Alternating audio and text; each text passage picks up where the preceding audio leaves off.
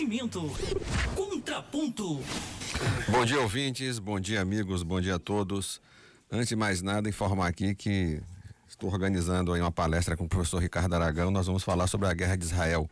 O que é Fatah, o que é Hezbollah, o que é Hamas, por que a Palestina, por que Cisjordânia, por que Israel é alvo dos muçulmanos. Muito interessante. Eu vou marcar dia, hora e local, será gratuito para quem quiser ouvir sobre a história de Israel, né? A sua relação com o Brasil, que é muito próxima mesmo. Um dos idealizadores da fundação do Estado de Israel foi um brasileiro.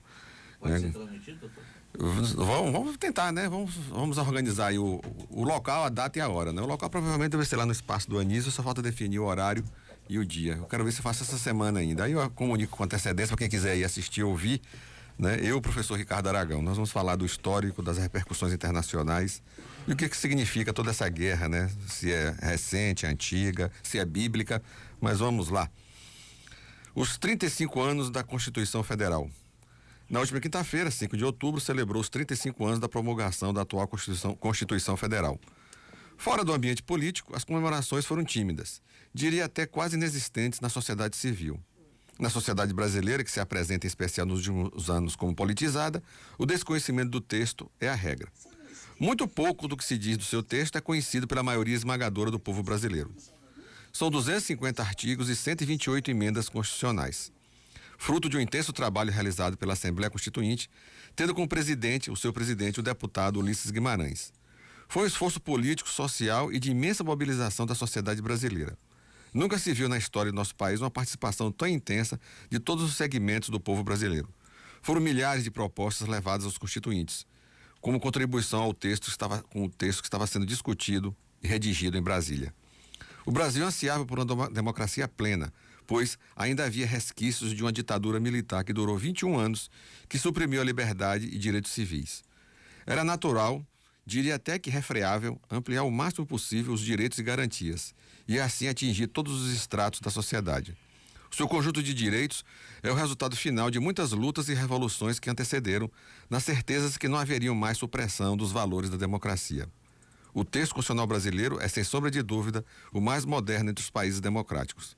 A Constituição brasileira é fruto dos valores e pensamentos de sua época. Esses valores trazem a certeza de que somente se constrói uma nação com a democracia em pleno vapor. O esforço dos constituintes, né, se constituía em atender os mais diversos segmentos da sociedade, sem deixar de lado os reclamos, em que sua grande maioria eram justos e, na medida do possível, foram atendidos. Em face disso, foram constitucionalizados direitos dos mais diversos. Em seu texto encontramos assuntos como meio ambiente, educação, saúde, relações de trabalho, organização dos poderes, direitos dos povos originários, impostos, previdência social e muitos outros. Essa gama de direitos transcritos na Constituição leva, em muitas das vezes, a processos de judicialização, que abarrotam os tribunais, em especial o STF. Mas tudo isso é um longo aprendizado numa população que nunca teve 60, 70 anos de tranquilidade democrática. Muitos dos direitos consagrados na Constituição Federal nem foram ainda postos em prática. Falta leis para regulamentar ou complementar o texto constitucional.